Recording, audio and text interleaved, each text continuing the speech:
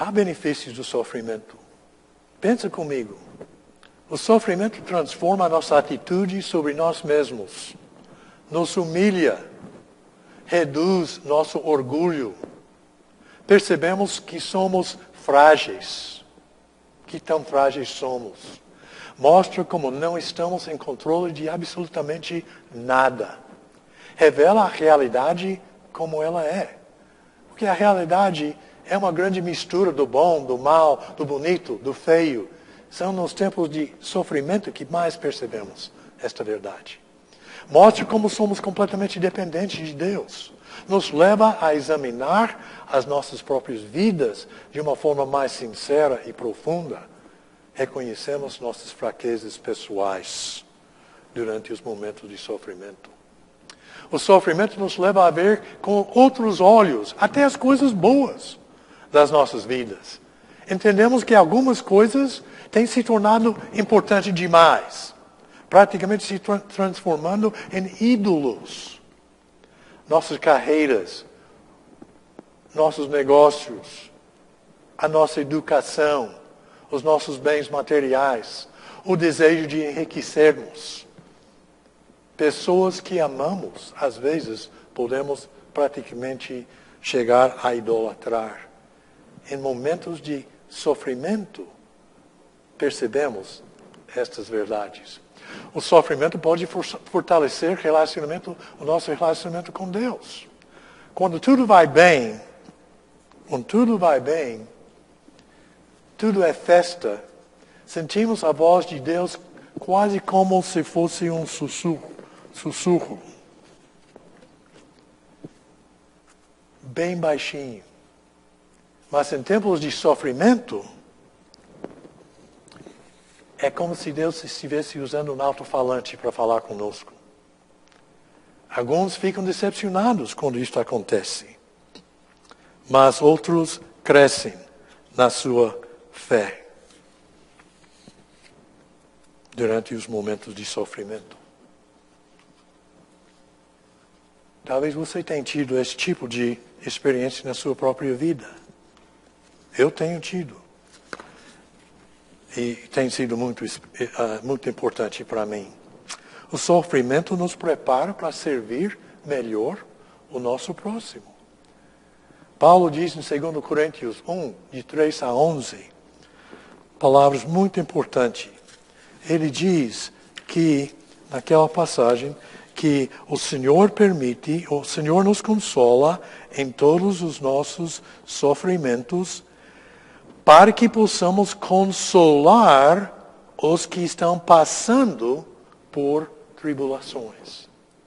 Então, o sofrimento que nós passamos nos prepara melhor para servir o nosso próximo, que talvez está passando pelo mesmo tipo de sofrimento.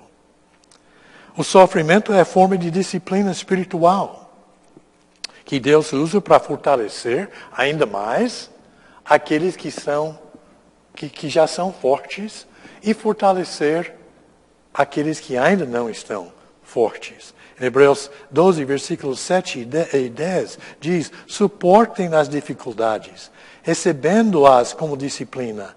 Deus os trata como filhos. Deus nos disciplina para o nosso bem, para que participemos da sua santidade. Então é forma de disciplina espiritual. Importante observar que o sofrimento nem sempre traz o fim desejado. Nem sempre traz o crescimento espiritual. O mesmo sol que faz derreter manteiga, seca e endurece o barro. As chamas na fornalha em chamas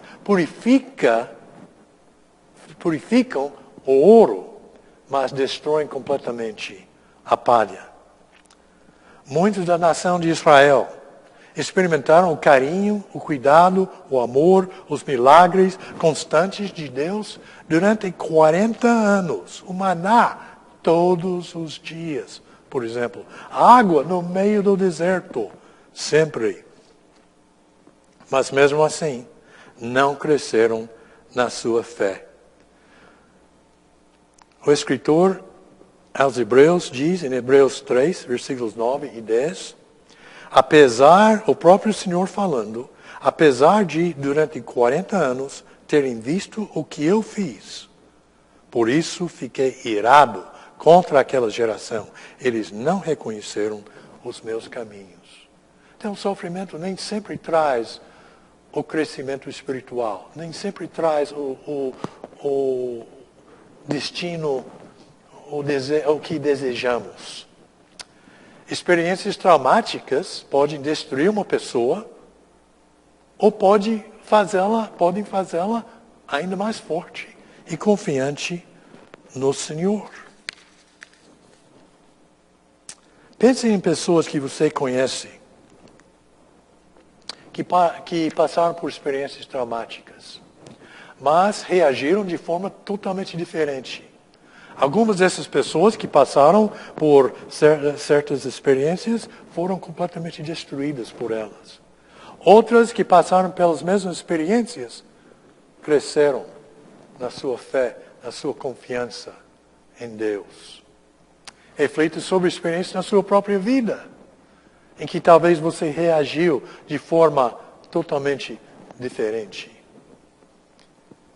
A verdade é que Deus nos disciplina por meio do sofrimento, não para nos destruir ou prejudicar, mas sim para nos levar a um crescimento espiritual maior, mais e mais na imagem do seu Filho, Jesus. Hebreus 12, versículo 10 diz, Deus nos disciplina para o nosso bem, para que participemos da sua santidade. Temos que lembrar que o nosso Deus Criador é o soberano absoluto do universo. Paulo escreve em Romanos 11, versículo 36, pois dele, por ele e para ele são todas as coisas. O nosso Deus é a autoridade suprema do universo, porque ele deu início a tudo. Tudo que existe e sustenta tudo que existe. Toda a criação, com a palavra do seu poder. Em Isaías 66, versículos 1 e 2, o Senhor afirma, o céu é o meu trono, e a terra o estrado dos meus pés. Não foram as minhas mãos que fizeram todas essas coisas, e por isso vieram a existir? Pergunta o Senhor. Ele é o grande oleiro. O nosso Deus é o grande oleiro, que formou tudo de acordo com a sua vontade. E como Deus soberano, ele não precisa justificar-se a ninguém, nem a você, nem a mim, nem a qualquer outro ser humano. Nosso Deus é soberano absoluto. Ele está livre para agir de acordo com a sua vontade, a sua natureza. Por isso, muito do que ele faz para nós, ou permite que aconteça, nos parece um mistério. Um bom exemplo, talvez, desta atuação misteriosa do nosso Deus, encontra-se em Atos 12, nos primeiros 10 ou 11 versículos. Naquele caso, se lembra, 2 dos apóstolos de Cristo Jesus, Tiago e também Pedro, foram presos. Certamente a igreja estava orando a favor de ambos. Mas naquele caso, Deus permitiu que Tiago fosse executado e libertou Pedro. Então, perguntamos, por quê? Os dois eram apóstolos, os dois fiéis, os dois servindo ao Senhor, os dois recebendo as orações, sendo o próprio povo de Deus orando a favor dos dois. Mas, num caso, um foi morto e o outro foi libertado. Pense sobre a experiência na sua própria vida. Será que houve um tempo em que você não podia entender o que estava acontecendo ou imaginar por que Deus permitiria que acontecesse o que estava acontecendo. Eu posso pensar em momentos assim, e sem dúvida você também.